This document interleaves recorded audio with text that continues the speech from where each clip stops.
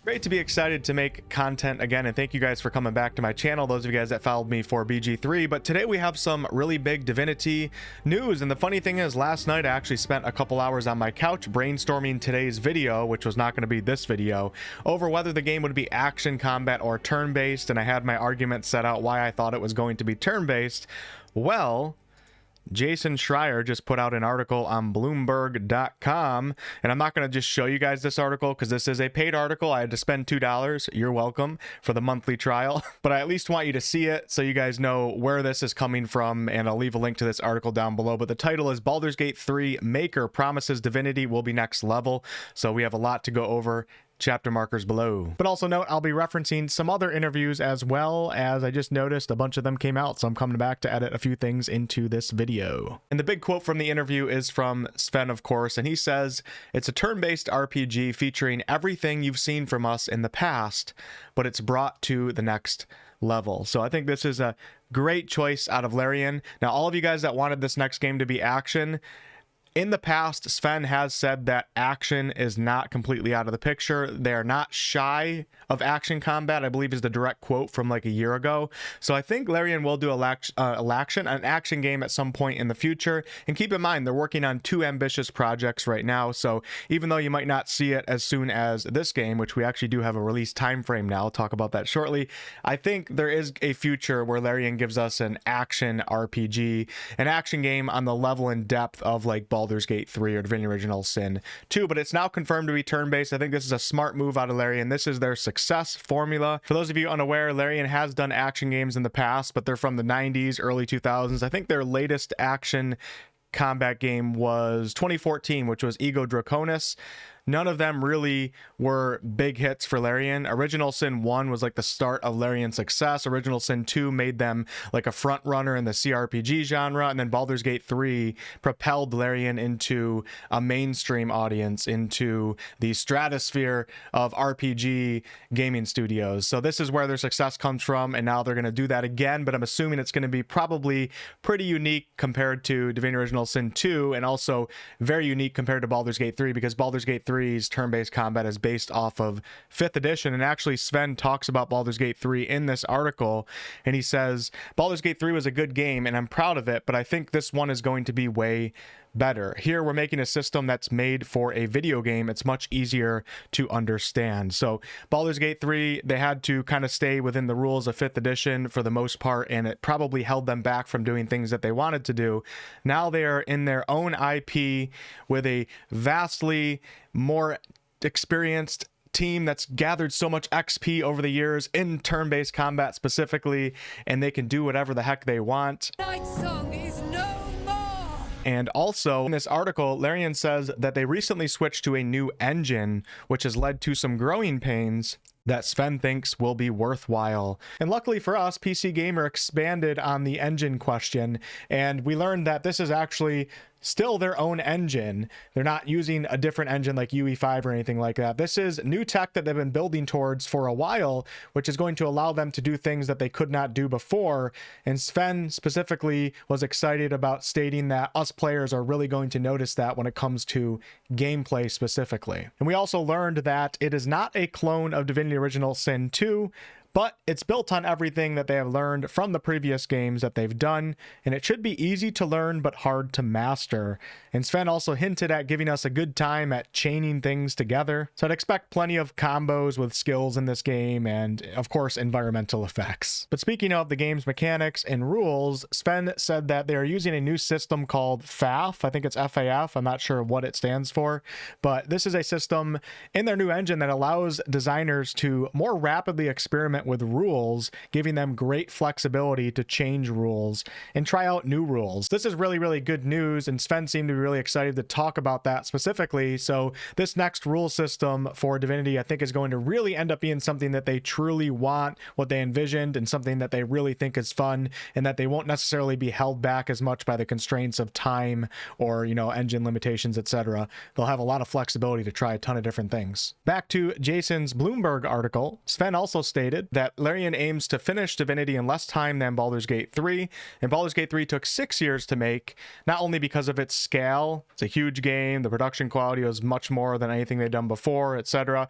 but also there were a few, let's call them black swan type events during the production of Baldur's Gate 3 that slowed down pretty much the entire world. But speaking of release periods, Swen actually did confirm early access for this next game, which most of us were already predicting, but now it's 100% confirmed that this game will have an early access period, but he did say it's unlikely to be in 2026. So early access would probably be 2027, it sounds like, and then they would spend a year, max 2 in early access, and then release the game. So if early access is 2027, this brings us to most likely a 2028 release. At the end of this video, after I finish talking about the news in the article here, I'll talk a little bit about what to expect from early access with a Larian game for those of you guys that are kind of new to Larian. Then we have a little bit more information on Divinity's development and kind of what to expect here. And Swen says that because of Baldur's Gate 3's outstanding success, I chose the word outstanding,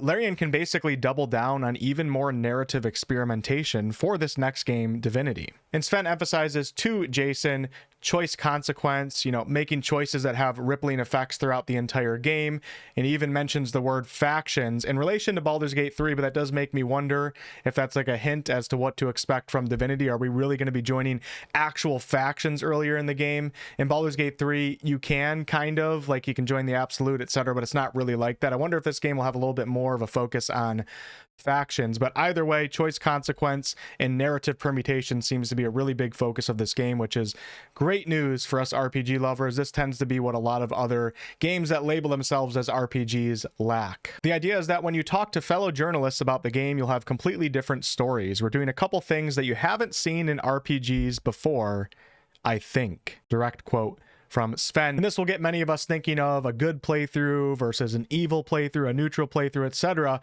But in the PC Gamer interview, Swen actually touches on the darker tone of the trailer. As I speculated in yesterday's video, the reason why they did this, one of the reasons, is because they want players to really be able to emotionally invest themselves in a role that they choose to play. And if you choose to be a hero, there is a real evil to dispel here. A serious force, an evil force that's not going to hold back, so you're going to really feel like a hero coming in and putting an end to that. But in that interview, Swen also touched on, if you're feeling kind of evil in the game, you should be able to do evil, and it's going to be represented in this game. And actually, the Divinity games can be quite dark. Even the original Sin games, their gameplay tone doesn't feel that way, but some of the themes and the writing and the things that go on in those games are quite dark. Larian just didn't have the production value, the resources to create cinematics and scenes that really represent that. And now they do. So I think this game probably will get quite dark, especially if you go down that evil route. And it's cool to hear Larian kind of touch on that a little bit.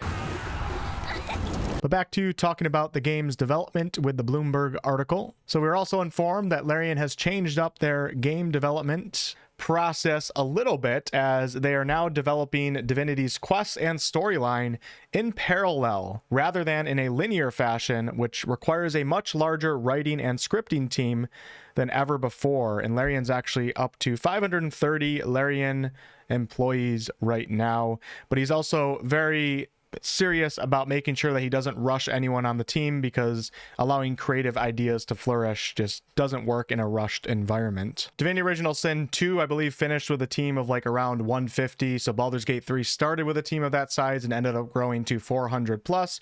And now they're at a solid 530, basically at the start of this game or earlier on in Divinity's development. So this is the largest team that they've had working on one project. With that said, they are working on 2 projects, but it sounds like most of the team is actually focused on Divinity. In PC Gamer's interview, we learned that they have already started the recording process for some of the characters in this game. So they have somewhat of a cast, but they're still looking for more people, and they're really trying to get the right people for the right roles in this game, because that's very, very important to them. And clearly that was very important to Baldur's Gate 3's success as well. Then up came the ever so divisive topic of Gen AI, and Jason writes that under Swen, Larian has been pushing hard on generative AI, although the CEO says the technology hasn't led to big gains in efficiency. And he says, Swen says, there won't be any AI generated content in Divinity. Everything is human actors.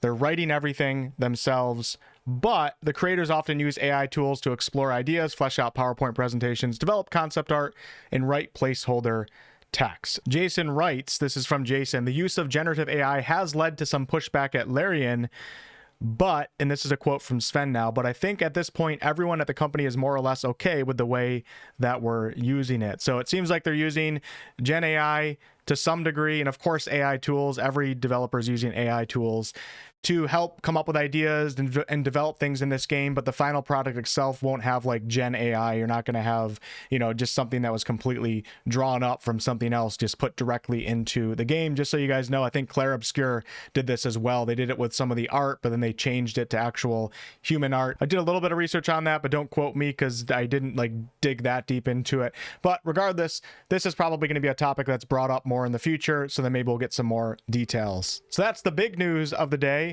Turn-based combat confirmed, and I think it's probably fair to assume that we should expect a game that will fall into that crpg category like Baldur's Gate 3 did, but it seems like Larian is really trying to innovate and add some new elements to this style, this genre of games. So I'm really excited to see what they come up with.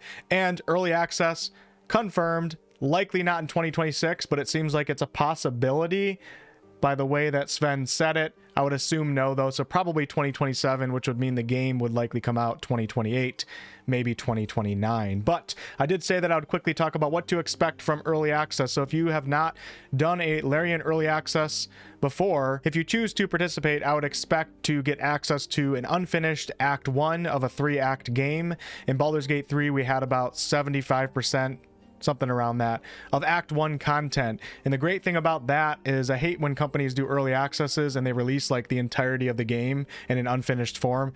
This is only likely going to just be a cut of the game, the first cut, the first third of the game, if you will. So when the game actually comes out, you're still like super excited to come back in to experience the majority of the game that you haven't experienced yet. And Larian uses this early access period to see what players are doing, to build the foundations of their game up a little bit better, to then use that in Act 2 and Act 3 of the game. They see what players are having fun with. They're able to mess with the balance a little bit. But it's actually a lot of fun. And the game itself, the early access game, will probably be the size of some other full-priced games out there, and this is only likely 1/3 of the Divinity game. Probably launch into a fairly janky, buggy state, and then it'll improve over time. And what Larian will likely do is they'll probably have some shows every few months where they present things and they add new things into early access, such as new classes. That's what they did with Baldur's Gate 3. Every like 3 months or so, we would get an update, and some of those updates we would then get access to the Druid class to try it out. And it was just a really fun time. And the shows that Larian put on, they were called Panel from Hells. These are like these huge creative shows where Sven and a bunch of the developers would come on and just talk about what they're working on, and they would put on a really, really fun show. And it didn't feel corporate at all. It didn't feel like an EA presentation or an Xbox presentation. It was really fun. You could see how passionate Larian was.